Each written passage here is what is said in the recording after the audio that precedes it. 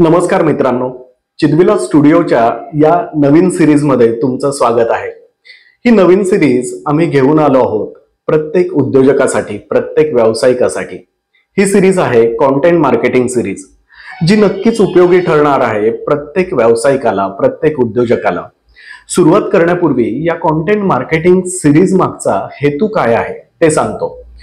मी content writer, script writer किंवा creative writer म्हणून मागच्या 18 वर्षांपेक्षा जास्त काळ जाहिरात, branding, corporate films, digital marketing असेल किंवा सोशल मीडिया असेल, मार्केटिंग असेल किंवा एव्ही प्रोडक्शन साठी काम केलंय। आता यामध्ये real estate, education, FMCG, hotels, fashion, technology, manufacturers किंवा अगदी इंडस्ट्रियल अशा जवळपास सर्वच क्षेत्रातल्या 600 पेक्षा जास्त क्लायंटसाठी मी काम केलंय। आता हे काम करत असताना अनेक अनुभव आले। इतक्या वर्षात बऱ्याच गोष्टी बदलत गेल्या। त्या अनुभवातून कंटेंट स्ट्रॅटेजी, कंटेंट मार्केटिंग नक्की काय असतं, त्याचा उपयोग कसा करायचा, या दृष्टीने मी ही सिरीज करावी असं अनेक जणांनी मला सुचवलं होतं।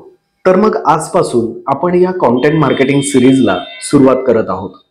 माझे अनुभव मी यातून शेअर करणार आहे, ज्यामधून कंटेंट स्ट्रॅटेजी म्हणजे नक्की काय, कंटेंट मार्केटिंग म्हणजे नक्की काय, ते या सगळ्या गोष्टी नक्की काय असतात, काय करणं योग्य आहे, काय अयोग्य आहे, अशा सर्वच मुद्द्यांचा विचार आपण या सिरीज मधून करणार आहोत।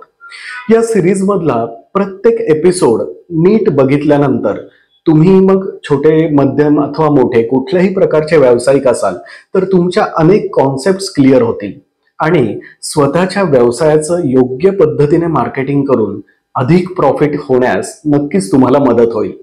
तर आजच्या पहिल्या एपिसोडमध्ये आपण समजून घेणार आहोत की कंटेंट मार्केटिंग म्हणजे नक्की काय, कारण हा सगळ्यात महत्त्वाचा मुद्दा आहे। मित्रांनो, मागच्या साधारण 30 वर्षांचा जर आपण विचार केला तर जाहिरात किंवा मार्केटिंग या क्षेत्रातील अनेक बदल आपल्या समोर येतात। ते सगळे आपण अनुभवलेले आहेत। म्हणजे साधारण 90च्या दशकाचा काळ तुम्हाला आठवत असेल तर त्यावेळी टेलिव्हिजन जवळपास प्रत्येक घरात आले होते। त्यावेळेस मोजकेच चॅनल्स असायचे, दूरदर्शन आणि इतर काही, त्यावर मोजक्याच जाहिराती असायच्या। त्यासोबत रेडिओ किंवा न्यूजपेपर आणि बाहेरच्या भागात होर्डिंग्स एवढेच माध्यम असायचे। त्या काळात जाहिरातीची ही मोजकीच माध्यमं होती। त्यानंतर साधारण 2000च्या सुमारास आणि त्या दशकामध्ये टेलिव्हिजनवरती अनेक चॅनल्स आले, नवीन न्यूज चॅनल्स आले, बरीच माध्यमं वाढली आणि मग ही माध्यमं वाढल्यानंतर जाहिरातींची संख्या देखील वाढली। त्यानंतर 2010च्या सुमारास आणि त्या दशकामध्ये स्मार्टफोन आले। मग 2012 नंतर सोशल मीडिया जवळपास सगळीकडे सुरू झाला आणि मग जाहिरातींची माध्यमं अजूनच जास्त वाढली। मागच्या 10 वर्षात तर भारतातल्या जवळपास प्रत्येक व्यक्तीकडे म्हणू शकतो आपण, जवळपास 80% समजूया की स्मार्टफोन आणि इंटरनेट आहेच। त्यामुळे स्वाभाविकच जाहिरातींची संख्या खूप वाढली आहे। प्रत्येक व्यावसायिक मिळेल त्या माध्यमावर, प्रत्येक माध्यमावर जाहिरात करण्याचा प्रयत्न करतोय आणि लोकांपर्यंत पोहोचतोय। त्यामुळे ग्राहकांवर जाहिरातींचा अक्षरशः भडीमार होतोय। मग आपल्याला वाटतंय की कॉम्पिटिशन खूपच वाढली आहे। खरं तर कॉम्पिटिशन वाढली आहे, पण या सगळ्याच माध्यमांचा कसा उपयोग करायचा हे महत्वाचं आहे। असंख्य जाहिराती, मार्केटिंगच्या वेगवेगळ्या पद्धती प्रत्येक जण वापरतोय, पण तो योग्य पद्धतीने वापरतोय का? मग या सगळ्या स्पर्धेत गरज असते ती आपलं वेगळेपण सिद्ध करण्याची। इथं कंटेंट स्ट्रॅटेजी आणि कंटेंट मार्केटिंगची महत्वाची भूमिका येते। त्याचे वेगवेगळे पैलू आहेत, ते आपण या सिरीजमध्ये प्रत्येक एपिसोडमध्ये शिकणार आहोत, समजून घेणार आहोत। हा झाला कंटेंट मार्केटिंगचा साधारण मागच्या 30 वर्षांचा आढावा, काय काय घडलं, कसं कसं बदलत गेलं। पण कंटेंट मार्केटिंग म्हणजे नक्की काय? तर अगदी सोप्या साध्या शब्दात सांगायचं झालं तर स्ट्रॅटेजिक मार्केटिंग अप्रोच ठेवून कंटेंट तयार करणं आणि तो योग्य पद्धतीने योग्य माध्यमातून डिस्ट्रीब्यूट करणं, ज्यामधून टार्गेट ऑडियन्सला अट्रॅक्ट केलं जातं आणि रिटेन केलं जातं।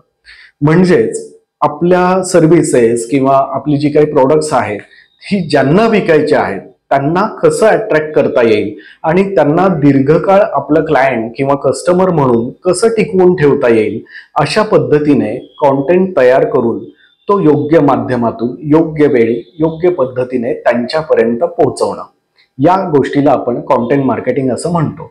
मग आता त्यासाठी माध्यमं कोणकोणती असतील, तर यामध्ये वेबसाईट किंवा ब्लॉग्स आहेत, यूट्यूब व्हिडिओ आहेत, त्याच्यानंतर इंस्टाग्राम आहे, फेसबुक आहे, सोशल मीडियाचे सगळीच माध्यमं आहेत, इन्फोग्राफिकल जाहिरातींची माध्यमं किंवा जाहिरातीच्या पारंपरिक पद्धतीने न्यूजपेपर, लिफलेट्स, ब्रोशर्स, होर्डिंग्स हे पण आहेत, ई बुक्स आहेत, न्यूज लेटर आहेत आणि अगदी नव्याने आजच्या काळात खूप लवकर पुढे आलेलं जे माध्यम आहे ते म्हणजे पॉडकास्ट. हे सुद्धा एक उत्तम माध्यम आहे कॉन्टेंट मार्केटिंगसाठी. आता या प्रत्येक माध्यमाबाबत आपण पुढच्या प्रत्येक एपिसोडमध्ये सविस्तर चर्चा करणार आहोत. आज आपण फक्त ओव्हरव्ह्यू घेतोय, कॉन्टेंट मार्केटिंग म्हणजे नक्की काय हे समजून घेतोय. तर कॉन्टेंट मार्केटिंगचा विचार करताना मित्रांनो, आपल्या अवतीभोवतीच्या प्रत्येक प्रॉडक्ट्स किंवा सर्व्हिसेसचा विचार करून बघा. आपल्या रोजच्या जीवनात, दैनंदिन जीवनात रोज आपण विविध ब्रँडचं मार्केटिंग, ब्रँडिंग बघत असतो. त्याचा विचार करा की त्यांनी वेगळं काय केलंय, ते कशा पद्धतीने मार्केटिंग करतायत, ते कसं केलंय, याचा अभ्यास आपल्याला करायचा आहे. तो आपण प्रत्येक एपिसोडमध्ये करणारच आहोत, समजून घेणारच आहोत.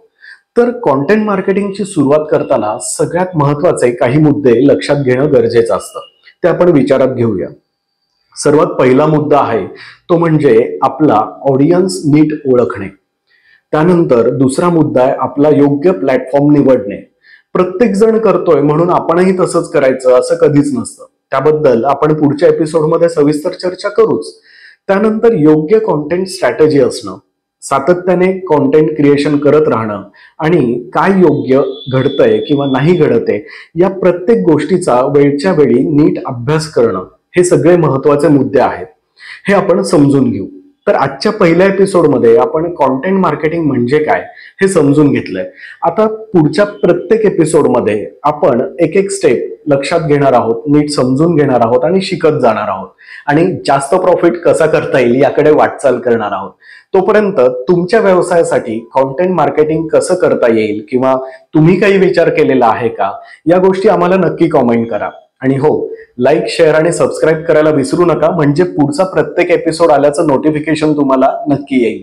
तर भेटूया पुढच्या एपिसोडमध्ये कॉन्टेंट मार्केटिंगचा सगळ्यात पहिला आणि महत्वाचा मुद्दा समजून घेण्यासाठी.